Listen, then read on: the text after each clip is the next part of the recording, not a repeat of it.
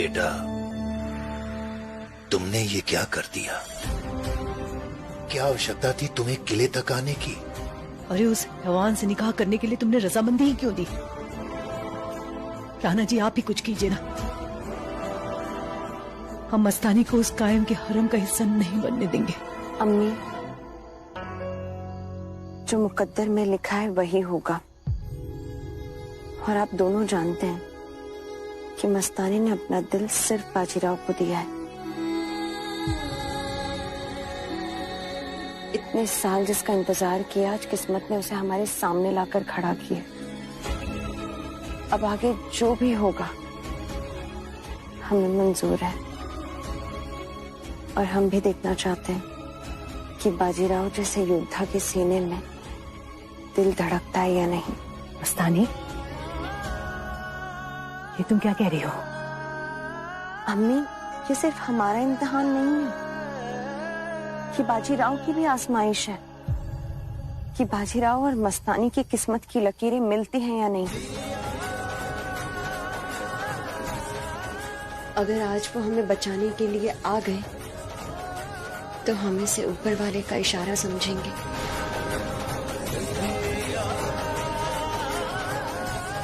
और अगर नहीं आए तो खुदा हाफिज। लेकिन हम कायम खान के हरगिज नहीं होंगे।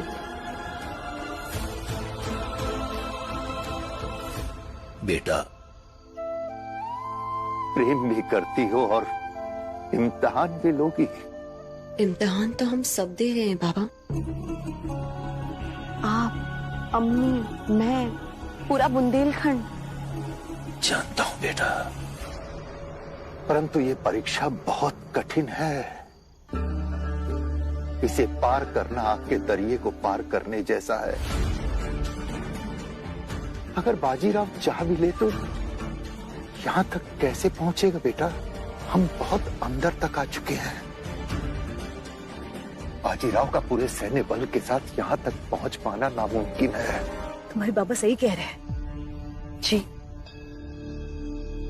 जानते हैं कि ये नामुमकिन है,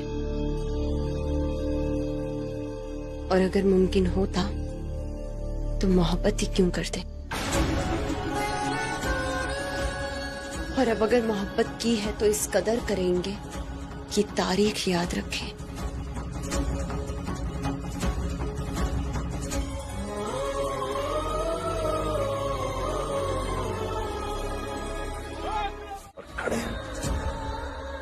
महाराज, मैं यहाँ इसीलिए आया हूँ क्योंकि बुंदेलखंड भी हिंद साम्राज्य की मिट्टी है।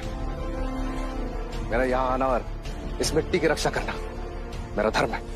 अवश्य बाजीराव, मेरी समस्त सेना, उसका बल, उसके शस्त्र सब आपके कदमों में है। आपको बंगश को हराने के लिए क्या चाहिए आदेश कीजिए, परंतु बुंदेलखंड की धरती को स्वतंत्र कराइए और हमें रोज रोज के खून खराबे से आजादी दिलाइए। ईश्वर ने चाहा तो बहुत जल्द बुंदेलखंड स्वतंत्र होगा। बस आप एक काम कीजिए, अपनी सेना को आदेश दीजिए कि मेरे सेना के साथ मिल जाए। आपके सारे अस्त्र शस्त्र मुझे दे दीजिए, फिर देखिए हर हर महादेव हर जगह पर होगा। अवश्य हर हर महादेव होगा बाजीराव। मेरी समस्त सेना, उसका बल और उसके शस्त्र, सब कुछ मेरी बेटी मस्तानी है।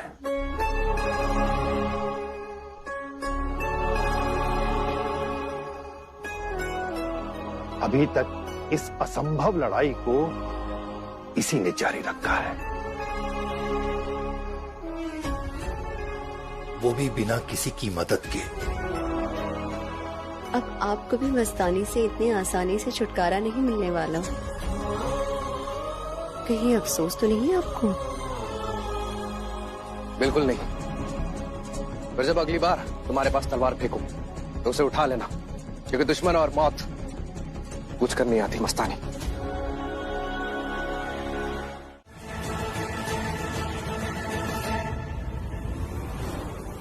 बहुत सुंदर है।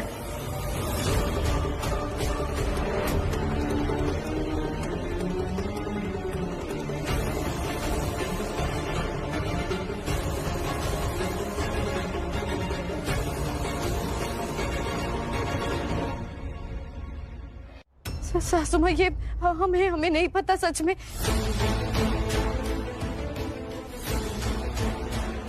इतने सारे लोगों को देखकर डर गई है काशी। अगर मैं झूठ बोल रहा हूं तो नथ कहां गई काशी? बाजीराव की दी हुई नथ तुमने क्यों नहीं पहनी? श्रीमंत की बेटी पेशवा की पत्नी हो तो क्या एक साधारण इंसान के प्रेम का मजाक उड़ाया जाएगा? आज तुम्हें बोलना ही पड़ेगा काशी। बताओ सबको कि मैं तुम्हारे कमरे में था या नहीं।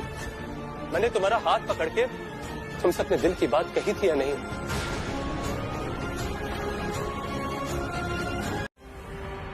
और अगर मेरी बात सच निकली तो तुम ये सब कुछ छोड़कर मेरे साथ चलोगी, बनोगी मेरी?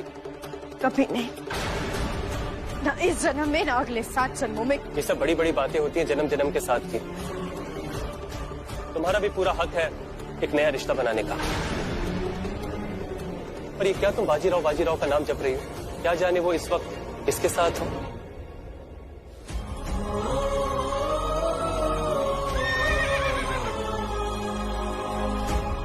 कल को कौन जाने कि वो भी तुम्हारे बाबा की तरह दूसरी पत्नी लेकर आ जाए। हिंद साम्राज्य का इतना बड़ा योद्धा, पता भी है ऐसे योद्धाओं का दिल कितना चंचल होता है।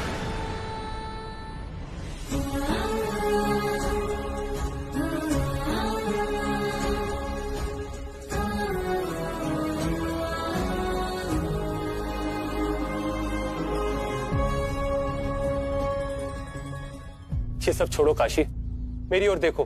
मुझसे बड़ा प्रेमी तुम्हें कहीं नहीं मिलेगा। और बाजीराव जैसा आदमी कभी किसी एक का नहीं हो सकता। बस एक और शब्द हमारे राव के बारे में कहा ना तो, अरे तुम तो हमारे राव के पैरों की धूल के बराबर भी नहीं हो। तुम हमारे राव को जानते ही कहो। पेशवा बाजीराव है वो, हमारा अभिमान है। हमारा सर झुकाना चाहते हो तुम सबके सामने? अरे हमारे राव अपनी जिंदगी में जो दर्जा हमें देते हैं ना, उसके बाद तो तुम जैसा इंसान क्या, इस दुनिया में कोई हमारा सर नहीं झुका सकता।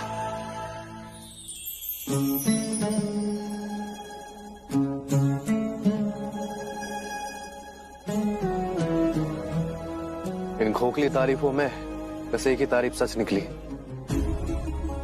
तुम्हारे खूबसूरत होने की।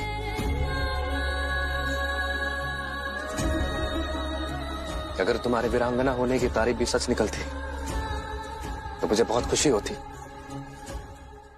और क्या कहा तुमने? दूसरी पत्नी को लाएंगे? कभी नहीं। हमारे राव हमारे प्रति पूरी तरह समर्पित है।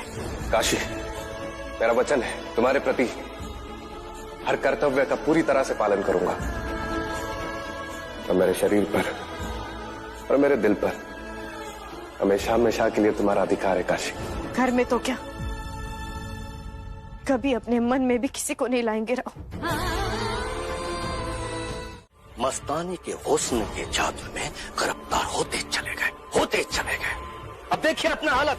उस बाजीराव ने तुम्हारे साथ क्या क्या किया है। मुझे अंदाजा नहीं था अब्बा हुजूर। उस बाजीराव को अब हमें करारा जवाब देना होगा। और वैसे भी उसके पास है ही क्या, चंद थके हुए सैनिक। हमारे पास सब कुछ है, हमारी फौज है, हथियार है। कौन? बाजीराव हारेगा, जरूर हारेगा, क्योंकि उसका सामना बंगश खान से होगा इस बार। बाजीराव बुंदेलखंड से खाली हाथ लौटेगा, खाली हाथ। क्या सोचा है आपने अब्बा हुजूर?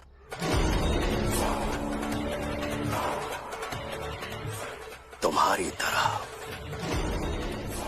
बाजीराव भी मस्तानी के इश्क में गिरफ्तार हो चुका है। जैसे मस्तानी ने तुम्हें हराया, वो बाजीराव भी मस्तानी की वजह से एक दिन मौत ही खाएगा।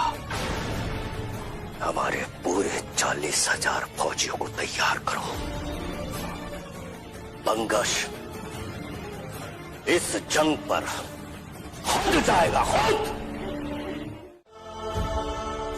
ये बुंदेलखंड का ही नहीं, हमारी जिंदगी का सबसे बड़ा युद्ध है, इसलिए आपकी दाहिनी ओर से हम लड़ेंगे।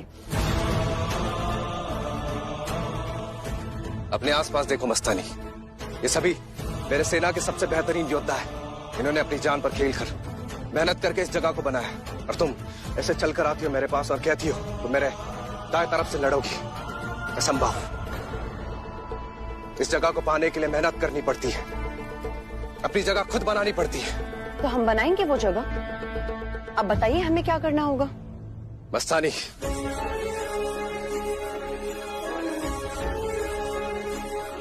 ठीक है, अगर तुम चाहती हो तो तुम्हें तुकोजी से सामना करना पड़ेगा, क्योंकि वो इस जगह के सबसे पहले हकदार है। नहीं, तुकोजी और हमारी बराबरी नहीं, क्योंकि हम अपनी सेना के सीपे सलार हैं। हमारी बराबरी है सिर्फ बाजीराव से।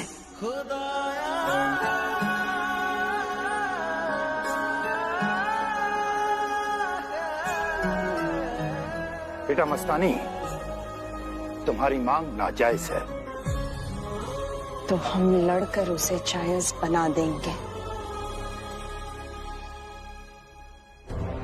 तो तुम चाहती हो मैं बंगस से लड़ना छोड़कर तुम्हारे इन मामलों को सुलझाऊं? ठीक है, अगर तुमने मुझ पर एक भी वार कर दिया तो तुम मेरे दाएं हाथ नहीं बल्कि मेरी सेनापति बनकर लड़ोगी, और मैं बाजीराव तुम्हारा दाएं हाथ बनकर लड़ूंगा। पर याद रहे, इसके बाद कोई और मांग नहीं। बेटा एक बार फिर से सोच लो। देखते हैं अपने प्रशंसकों के तारीफों पर कितनी खरी उतरती हो तुम।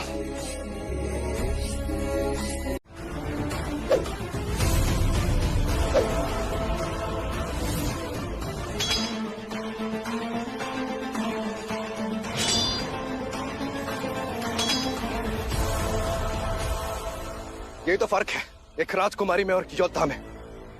बेवजह का गुरूर भरा पड़ा है।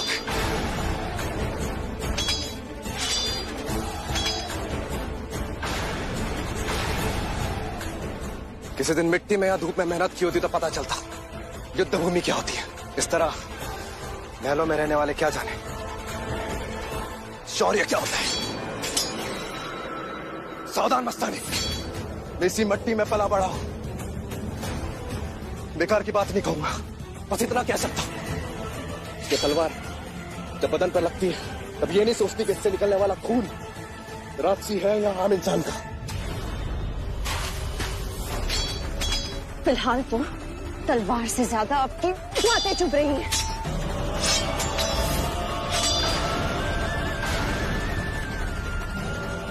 इन बातों की कटार को तो नहीं झेल सकती, दुश्मनों की तलवार को क्या झेलोगी तुम? यही तो परेशानी है तुम लोगों की। सोने चांदी की तश्तरी में परोस कर सब कुछ मिल जाता है, जीत तो जैसे तुम लोगों की जहांगीर हो।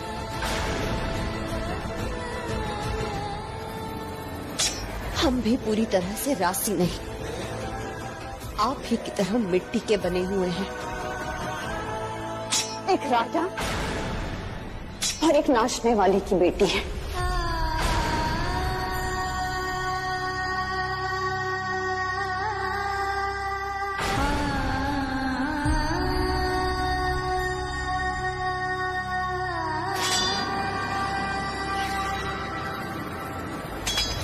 तलवारों से ज्यादा ताने सहे हैं हमने।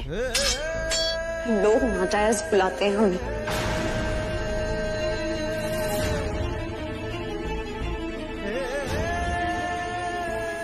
और इतनी बार सुन चुके हैं कि आंसू भी खून की तरह बहते हैं, पर आपसे इस बेइज्जती की उम्मीद नहीं थी हमें।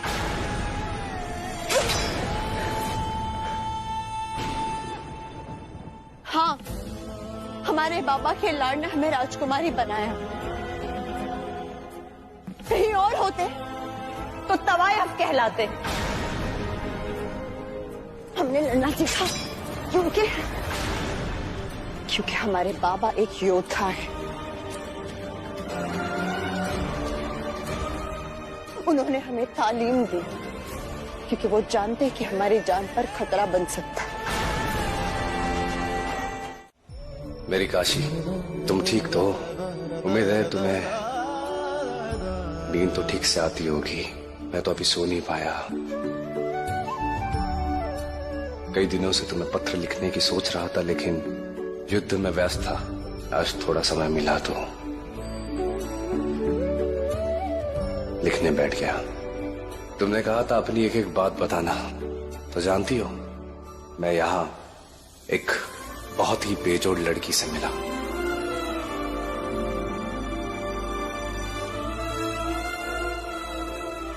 मस्तानी, वही जिसकी चिट्ठियां पढ़कर तुमने मुझे जबरदस्ती युद्ध पर भेज दिया।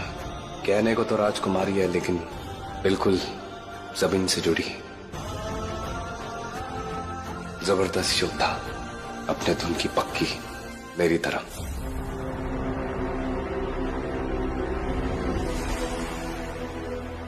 नहीं, कहीं काशी गलत ना समझ ले। उसे यह ना लगे कि मुझे मस्तानी से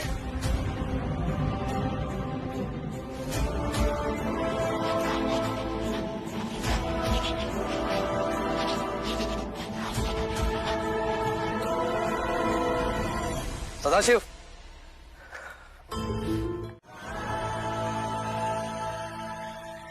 छोटी आई,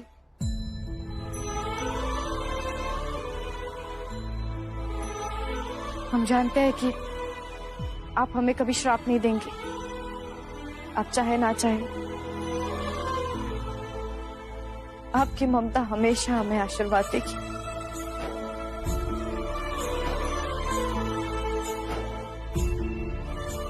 सासू मां,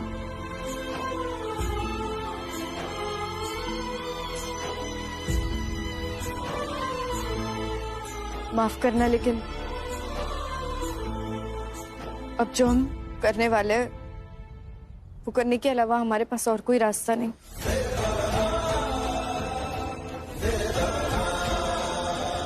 नहीं लाडू,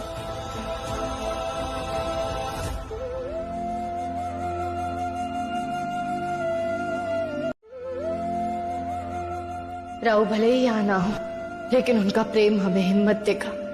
महाराज, एक स्त्री के चरित्र पर जब दाग लगता है तो उसका पूरा जीवन मृत्यु समान ही हो जाता है। हमें अपने आप को निष्कलंक साबित करने के लिए एक अंतिम अवसर चाहिए। बोलिए काशीबाई, हम आपके साथ हैं।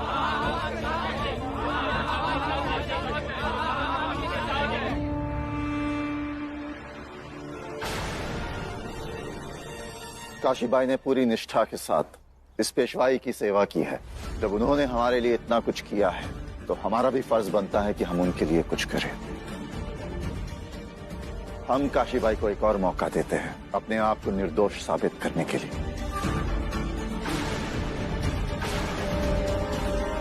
लेकिन ये आखिरी मौका होगा। ये दरबार फिर से लगेगा और तब काशीबाई के भविष्य का फैसला होगा।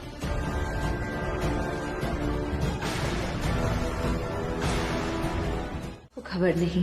हुजूर, हम लोग हार रहे हैं। बाजीराव ने जंगलों में छुप करके हमारे लोगों पे धावा बोल दिया है। लेकिन हमारी सेना तो पूरी तरह तैयार थी, तो ये सब हुआ कैसे? गनीमत कावा के युद्ध में सबसे आगे है ही बाजीराव। हमारे लोग बेखबर थे, बहुत से लोग मारे भी गए। हमारी जीतने की कोई भी उम्मीद नहीं है। लानत है, हमारे लोग तादाद में उनसे कई गुना ज्यादा। वो सिर्फ 2000 और हम 40,000, फिर भी कुछ नहीं कर सके। बाजीराव की सेना 2000 है, लेकिन मस्तानी की सेना भी जुड़ गई है। जिन्होंने हार मान ली थी वो भी एक नई उम्मीद से बाजीराव के नाम के नारे लगाते हुए युद्ध में कूद पड़े हैं। उन सभी को बाजीराव ने जंगलों में जगह जगह पे छिपा दिया था। हम जहां जहां मुड़ते थे और जहां जहां भी ढूंढते थे, मराठी सेना हमें वहीं मार गिराती थी।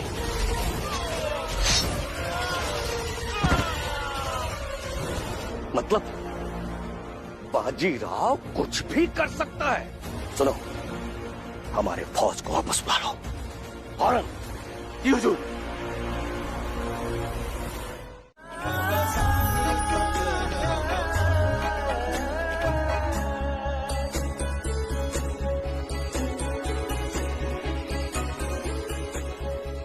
आज तो खुद कुआं चलकर प्यासे के पास आया है, अब तो ये भी उन्हें खुद ही ढूंढ रहे हैं।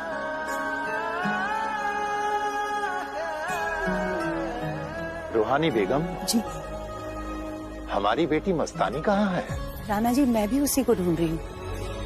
आज उसके बाबा को दूसरी बार ताज पहनाया जाएगा, पता नहीं कहीं दिखाई नहीं दे रही।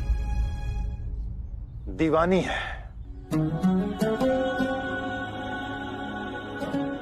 उलझी होगी कहीं। बाजीराव,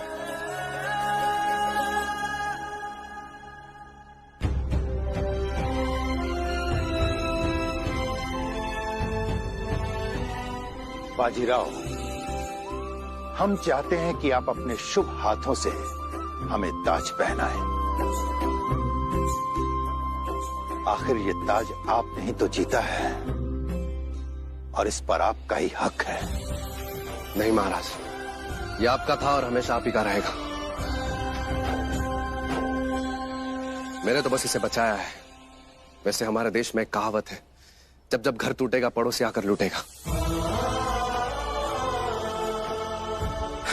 जब हमारे देश का एक एक राजा एक दूसरे से मिल जाएगा, तब किसी की हिम्मत नहीं होगी हम पर आक्रमण करने की। बिल्कुल ठीक कहा आपने। हमारे देश को आप जैसा रक्षक मिला है,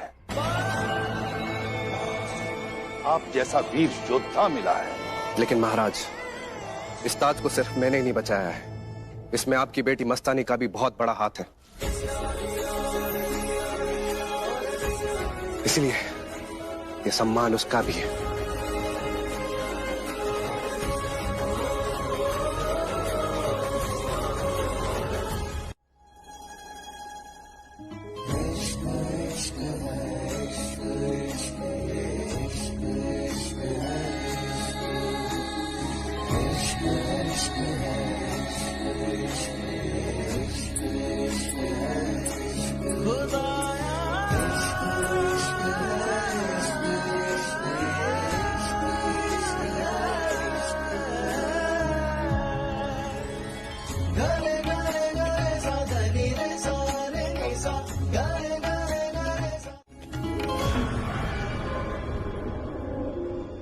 बाजीराव जी, हम आपका बहुत आदर करते हैं, लेकिन आप यहाँ सबके सामने मस्तानी को सम्मान नहीं दे सकते, क्योंकि आप इसकी हकीकत नहीं जानते। वो तो यहाँ हमारे साथ खड़े होने के काबिल भी नहीं, क्योंकि वो एक नाजायज है, जायज है, जायज है।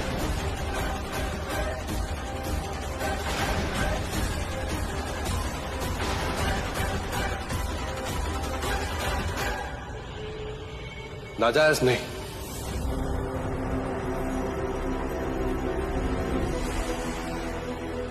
एक योद्धा है मस्तानी।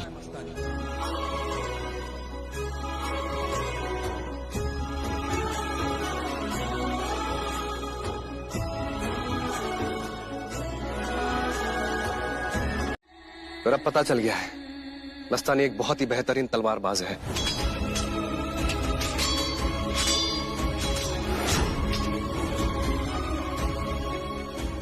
इसकी कमान से निकला हुआ तीर कभी वापस नहीं लौटता है।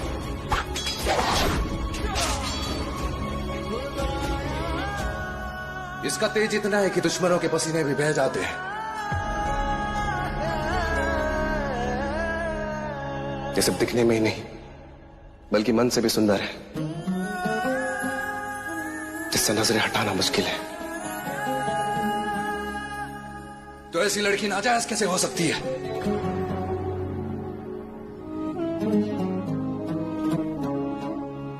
ये महाराज की सबसे काबिल उत्तराधिकारी है।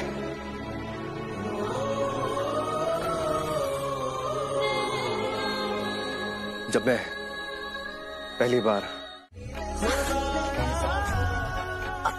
आइए ना। हाँ,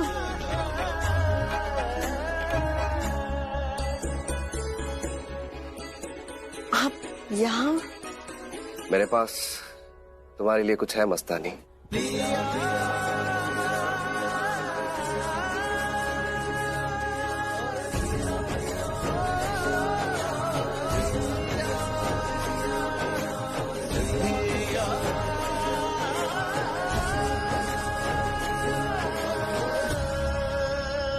हमें? हाँ। अब और न तड़पाइए हुजूर, अपनी तलवार अपने म्यान से निकालिए और सौंप दीजिए मस्तानी को और अपना लीजिए उसको।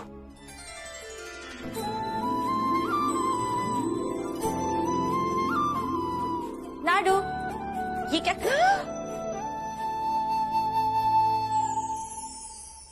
राव ने दिया है ये हमें। बड़े प्रेम से अपने हाथों से बनाकर भेजा है राव ने हमारे लिए।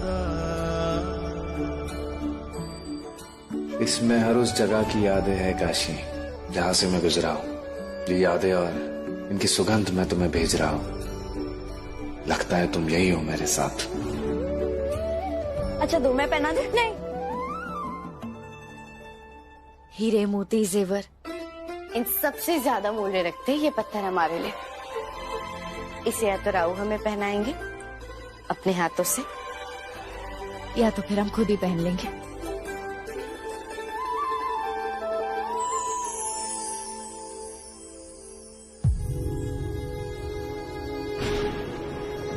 ये लो।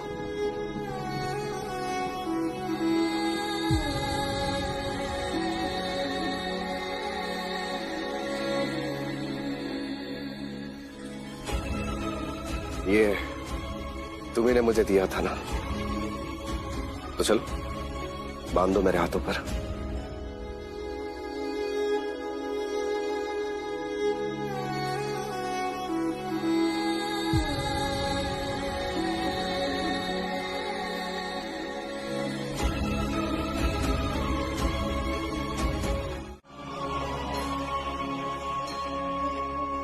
अम्मी, हमें आपके वो घुंघरू चाहिए जो आप पहना करती थी।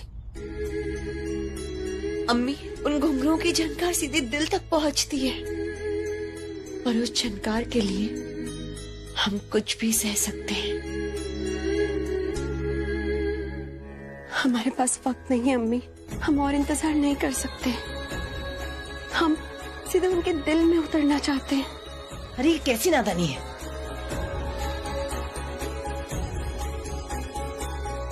तुमने आज तक उन घुंघरुओं को पहनकर रियाज तक नहीं किया है।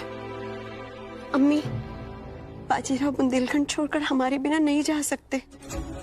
बस वो घुंघरू ही है जो हमारी दिल की बात उन तक पहुंचाएंगे। हमें दे दीजिए वो अम्मी। अरे ये कैसी बेकरारी है? बात को समझने की कोशिश करो। बेकरारी को मोहब्बत कहते हैं अम्मी। अम्मी, आपने भी तो मोहब्बत की थी। अगर आप नहीं समझेंगी तो कौन समझेगा?